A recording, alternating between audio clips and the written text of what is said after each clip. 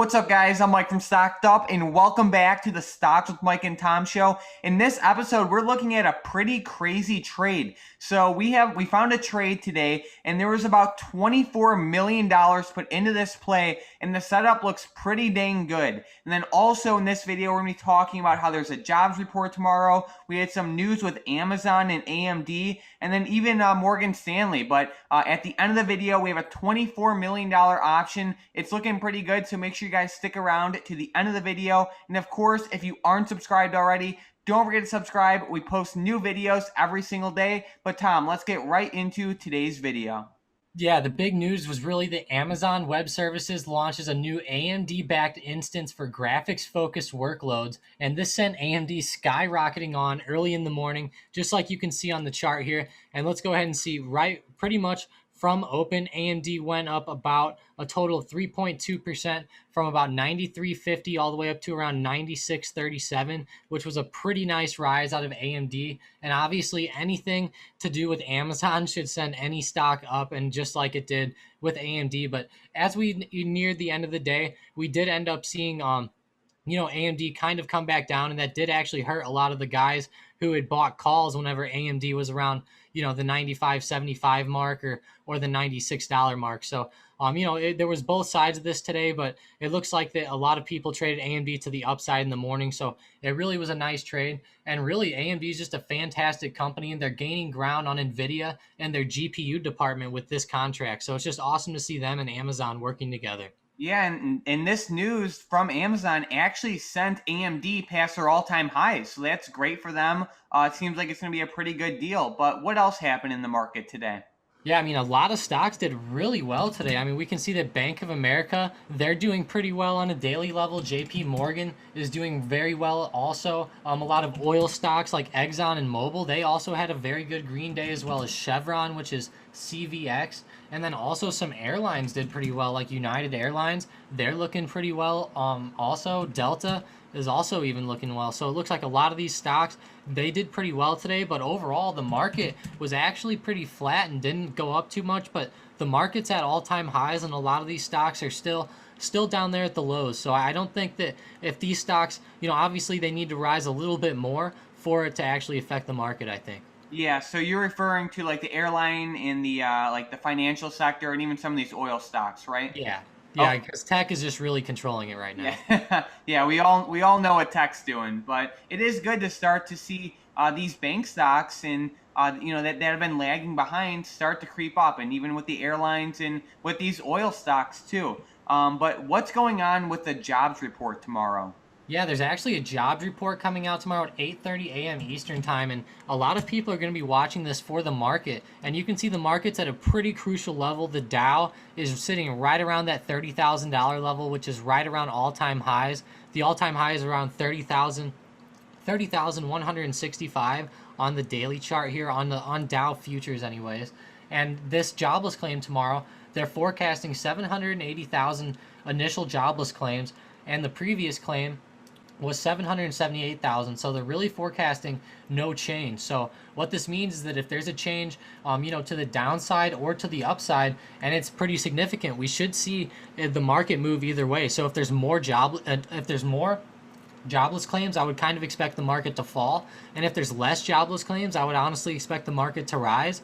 But just be careful. Make sure you see the direction, because right now a lot of things are just going backwards. True, and I feel like if we see a good jobs report, I think that can really benefit bank stocks because, as we all know, bank stocks have not fully recovered yet like a lot of tech stocks have. And, if we look at stocks like JP Morgan, Citigroup, Bank of America, we can see that they did not recover yet because they've been having to just set a lot of their cash kind of on the sidelines just because of how the economy has been. And if we see that the economy is getting better and we can see, just signs of improvement overall, I think that could really benefit the financial sector. So I'm definitely going to have my eyes out for that report tomorrow. So Tom, do you have any other news that happened in the market today? Yeah, actually, talking about banks, Morgan Stanley actually downgraded Palantir, which is PLTR. And you can see how much they actually tanked today, which was pretty crazy to see, actually. And if we look at the 15-minute chart, over the past few days, they've fallen from 33 down to the $22 level today. So they've fallen quite a bit. And this news was pretty bad for them in the pre-market and even in the middle of the day, once trading actually happened.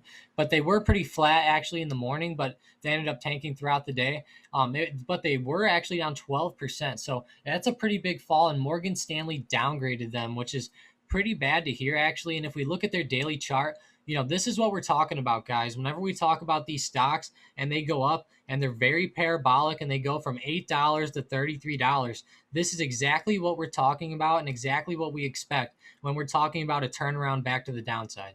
Awesome. So now let's get into our Discord member of the day. Today's member of the day is Alark, and he had an awesome post in the channel today. We could see that he posted an image of his account, and he said, been in this chat for a week, and we've been hitting them plays. So great job, Alark.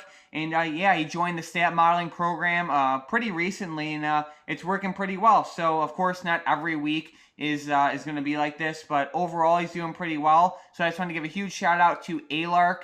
Keep up the great work. If you guys want to trade the same options that is featured in this post, you can click the Stocked Up Options Alerts link in the description down below. But now let's get into our momentum plays for tomorrow, and the first one is C.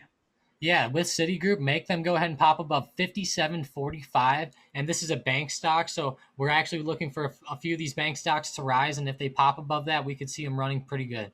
Awesome. With the next one, we have Disney. Disney, this one, make them pop above 154.01 or just 154. All right. And then last but not least, we have Boeing that had a pretty solid day today. Yeah, they actually are turning it around. Make them pop above 225 even. Awesome. So we are eyeing all these plays potentially to the upside only if they can break above the levels Tom listed. But now let's get into the $24 million trade for tomorrow. We are looking at the Bank of America 24 strike call options that expire December 18th. Now, like I said, $24 million put into this play. Bank stocks are running up. We have a jobs report tomorrow, and I actually saw a lot more money put into the financial sector today other than this specific options trade. I actually saw a couple different pretty large orders. So, does this mean that bank stocks are going to pop tomorrow? No, but with this order and just with everything going on in the market right now, I definitely have my eyes on bank stocks. So keep that in mind. It's a lot of money going into this trade. And what really surprises me is to have this much money go into the trade, but I know it expires in about 15 days, but still, I mean, it's a pretty short-term expiration. So we'll see what happens. What I really like about it is that it's in the money. So what do you think about this setup? Yeah, I actually really like this setup. I love how it's bouncing off of this long-term trend line all the way back from March 23rd, which was the low from the coronavirus whenever that hit. You can see how it's followed this trend line and it's actually bouncing off of it the past couple of days. So I'm actually pretty bullish on it. They're very far in the money. They have $24 calls. So that to me is also a very bullish signal, just like you had thought. And man, I could really see these bank stocks going up pretty good tomorrow. If not tomorrow, I could see it over the next few days, just given this type of trend line. Normally, whenever I have this type of trend line, it normally reacts pretty good, and hopefully it can hold these levels and actually pop, because if not, then normally when they break these trend lines to the downside, then they end up pretty much gapping down. So hopefully it doesn't do that. Yeah, I mean, just because of this setup, it doesn't mean that bank stocks are going to skyrocket tomorrow. They might, but the option does expire in about 15 days. So just keep your eyes on bank stocks. They're setting up pretty good. So now let's get into our questions from the previous episode. And we have Tyler saying, will Apple and AMD go up tomorrow? I have one Apple 122 strike call for next since Monday and two 100 strike calls for AMD next week. Great content and thank you. So thank you so much for that comment. And it's hard to say what exactly a specific stock will do the very next day. But one pretty reliable indicator you can use is futures. So for example, both of these stocks are tech stocks. So like if you look at NASDAQ futures tonight, it can give you a pretty good general idea of where these stocks, like where the momentum is currently. But Tom, what are you seeing with AMD and Apple right now? Yeah, I mean, I'll be honest. I think that AMD is looking pretty good. I really would think that they would test the $100 level before they come down. But with the way that they've been running the past few days, just don't be too surprised if they do have a red day tomorrow and end up pulling back. But Apple, I do actually like Apple a little bit more. They closed very strong today, and they're sitting right on my trend line, which I like. This is actually a resistance, and they passed above it, and so then it becomes a support. But I really like it right there, especially if they break 123.47, and they're actually looking pretty strong in the after hours right now. So I think that Apple, they're going to do pretty well with the new iPhone and everything. I think also, so I don't think Apple's going to go anywhere either. And I hope that he didn't sell out today, but because AMD did very well, so he probably cashed in on AMD today. But Apple, it looks like it might break this 123.47 level and actually pop pretty good. But until it breaks that, I mean, I'll just be a little careful with it. And then also keep in mind that like general market catalysts can have a pretty big impact. So like let's say for some reason, like let's say there's a horrible jobs report tomorrow and the markets tank, right? That would obviously affect these stocks too. So no matter how good of a setup there is, like even with the bank setup we were talking about a minute ago, general market conditions can always play a huge role into these stocks. With the next question, we have Eric saying, "Hey guys, love your show and listen every day. I'm new to trading and curious of your thoughts on Square. Thanks, guys, and stay safe." So, thank you for that question. So, I'm not sure if he's asking for the long term or the short term, but it looks pretty good in both, actually, especially for the long term. COVID really benefited Square. We can see that they just really exploded this year. But, Tom, what are you thinking? Yeah, I think that for the long term, they're going to do pretty well. They're actually looking to become a bank and they own Cash App. So I think that they have a ton of good things going for them, especially as, imagine like they're almost like PayPal the way Cash App works.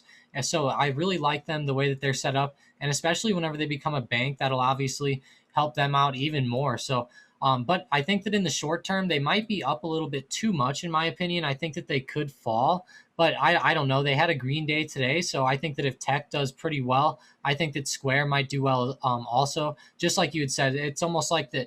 If the overall market goes up, I think that Square could also go up. But I think that if the market goes down tomorrow, I think it could pull Square down with it.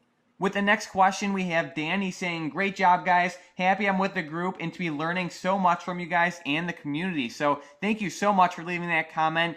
Comments really help grow the channel, and there's a ton of people who just leave small comments on the videos. Tom and I really appreciate it. It really helps grow the channel, so thank you so much to everyone. There's too many of you guys to list, but Slick is always leaving comments relatively quickly too. Jason, Mr. Smith, Vince, Taylor, Justin, Samora, Princess. There's too many to name all of them, but thank you guys so much for all the comments you leave on the channel. Tom and I really appreciate it. Tom, do you have any last minute stocks, options, or any insight you are watching for the market for tomorrow? Yeah, I'm actually going to be watching Draftkings tomorrow, which is going to be DKNG, and I really have liked this stock over the past couple of days. And if we go ahead and look on the daily chart right here, I kind of drew a little head and shoulders that could be possible right here on Draftkings, and you can see it actually bounced off this level about 3 times if I extend it to the left, right here, and then once again right here. So I think that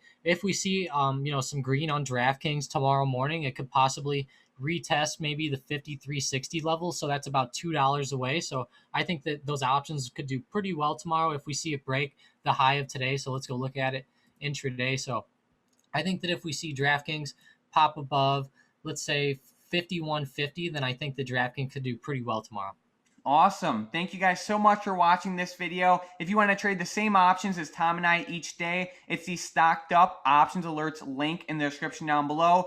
This week's been doing pretty good. We played PFE to the upside. That worked out well. Intel to the upside. That worked out well. And then LOW to the downside. So we're 3 for 3 this week. If you guys want to trade the same options as us, it's the Stocked Up Options Alerts link in the description down below. Of course, not every week is going to be like this, but overall it's doing pretty good. Feel free to check it out. And if you guys have any questions, let us know in the comments down below. But other than that, Thanks for watching.